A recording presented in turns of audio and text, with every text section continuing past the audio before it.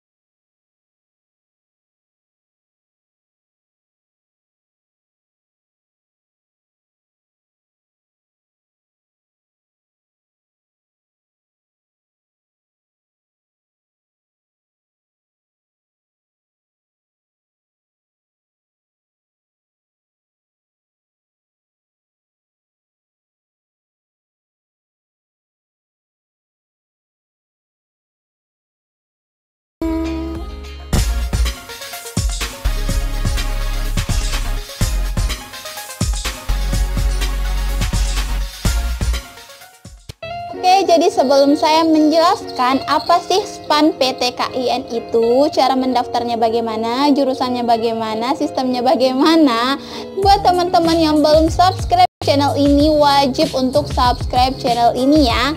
Dan jika menurut teman-teman channel ini bermanfaat, silahkan teman-teman share sebanyak-banyaknya. Dan jangan lupa like video ini. Oke, langsung saja. SPAN PTKIN. Nah, jadi masih banyak teman-teman yang bertanya, apa sih kepanjangan dari SPAN PTKIN itu?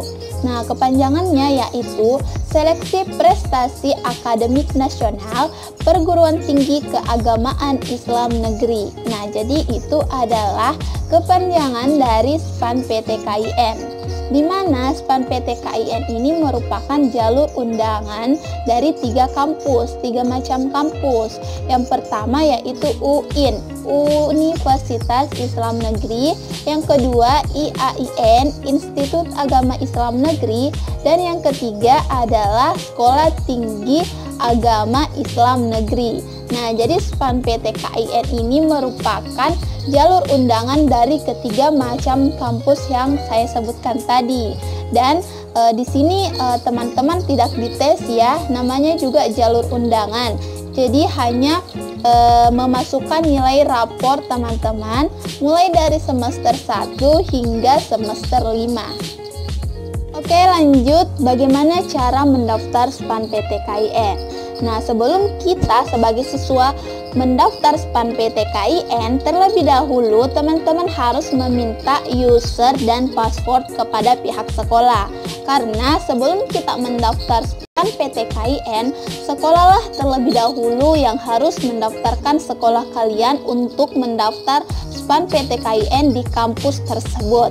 Nah, setelah sekolah mendaftarkan nama kalian, sekolah akan memberikan password kepada kalian dan usernya pun untuk kalian login ke blog SPAN PTKIN. Setelah kalian diberikan password dan user kepada guru kalian atau pihak sekolah, kalian langsung masuk di web SPAN PTKIN. Nanti saya tulis di bawah ini webnya. Kemudian kalian login, masukkan user ID-nya dan password yang telah diberikan kepada sekolah.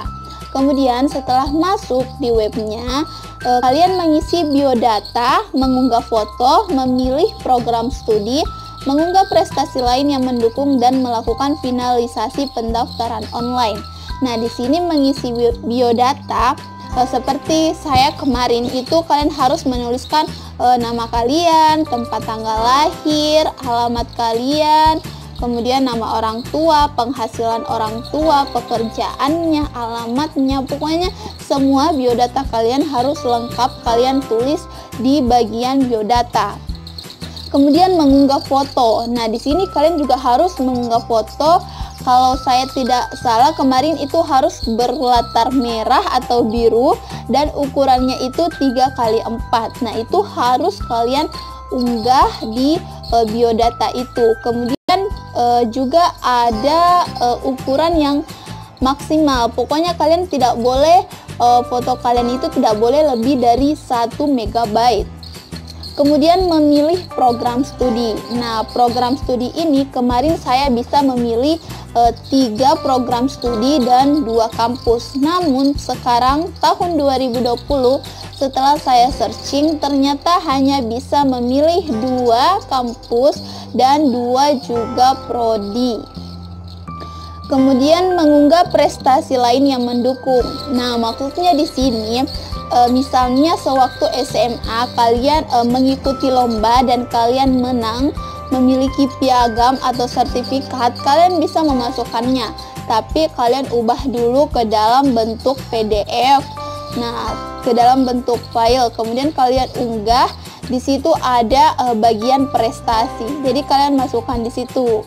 Nah, lagi-lagi untuk mengupload mengupload dokumen itu kalian harus ada ukuran batasannya. Kemudian jika telah selesai, cetaklah tanda bukti pendaftaran online tersebut dan simpan. Nah, jadi setelah kalian melakukan semuanya, kalian cetak atau print, kemudian kalian simpan bukti pendaftaran itu hingga pengumuman diumumkanlah siapa yang lolos dan siapa yang tidak lolos. Nah, jadi itu tadi tata cara untuk mendaftar SPAN PTKIN. Jadi saya menghimbau kepada teman-teman agar segera mendaftar karena pendaftarannya itu juga masih lama tertutup. Jadi ayolah segera mendaftar karena SPAN PTKIN ini cuma mengandalkan nilai rapor. Nah, apalagi jika nilai rapor kalian dari semester 1 sampai semester 5 terus meningkat. Nah, jadi ini sangat peluang besar untuk teman-teman mendaftar SPAN PTKIN. Oke, setelah saya menjelaskan apa sih SPAN PTKIN itu, nah jadi sedikit bercerita, kemarin itu saya mengupload story di WA mengenai poster SPAN PTKIN dan ternyata banyak banget teman-teman yang masih bertanya tata cara SPAN PTKIN itu. Nah, jadi di sini seperti ini saya perlihatkan semua pertanyaan teman-teman. Nah. Jadi ini semuanya sudah saya screenshot dan akan saya bahas satu persatu. Oke, jadi pertanyaan yang pertama banget, Kak, pengisian PPDS itu bagaimana, Kak? Nah, jadi salah ya, bukan PPDS tapi PDSS ya. Jadi PDSS ini bukan kalian yang mengisinya, namun ini pihak sekolah yang akan mengurusnya. Jadi PDSS itu adalah password dan user ID yang akan diberikan oleh pihak sekolah kepada siswa yang akan mendaftar SPAN PTKIN. Jadi kalian tidak perlu pusing bagaimana sih pembuatan PDSS itu. Jadi itu pihak sekolah yang akan mengerjakannya. Jadi pihak sekolah hanya akan memberikan kalian password, kemudian kalian login di website SPAN PTKIN, kemudian kalian mengisi biodata dan seterusnya seperti yang saya jelaskan tadi, cara-cara mendaftar SPAN PTKIN. Pertanyaan selanjutnya dari teman-teman, Kak, kalau ikut SPAN PTKIN itu boleh lintas jurusan apa enggak? Nah, jadi SPAN PTKIN ini kan jalur undangan. Apakah boleh lintas jurusan atau tidak? Nah, semisalnya nih, saya kan sekolah di IAIN, Institut Agama Islam Negeri. Nah, di sana juga ada jurusan yang dari IPA dan ada jurusan yang dari IPS yang semasa SMA ya. Nah, kemudian semisalnya si A dari jurusan IPS ingin mengambil jurusan manajemen di UIN. Kemudian si B dari jurusan IPA ingin juga mengambil jurusan manajemen. Nah, secara logika, manakah yang diprioritaskan untuk masuk di UIN tersebut dengan mengambil jurusan manajemen? Nah, tentunya dari jurusan IPS dong, karena kan jurusan IPS itu sudah mempelajari tentang manajemen sewaktu dia SMA. Sedangkan yang lintas jurusan atau dari jurusan IPA itu peluangnya sangat kecil untuk masuk ke manajemen, karena ada yang dari jurusan IPS akan diprioritaskan. Nah, jadi pertanyaannya apakah boleh? Sebenarnya sih boleh, tapi saya menyarankan untuk tidak lintas jurusan untuk jalur SPAN PTKIN, karena itu jalur undangan. Nah, jadi saya sarankan untuk setiap yang jalur undangan itu kalian jangan lintas jurusan. Dan juga jika teman-teman ingin lintas jurusan di jalur SPAN PTKIN, nah SPAN PTKIN itu kan melihat rapor. Nah, sedangkan yang dari jurusan IPA jika ingin ke jurusan IPS, nilai apakah yang mereka akan lihat? Nah, kan di IPA itu kan tidak ada nilai IPS. Jadi bagaimana cara kalian untuk lintas jurusan? Jadi saya sarankan untuk tidak lintas jurusan di jalur SPAN PTKIN.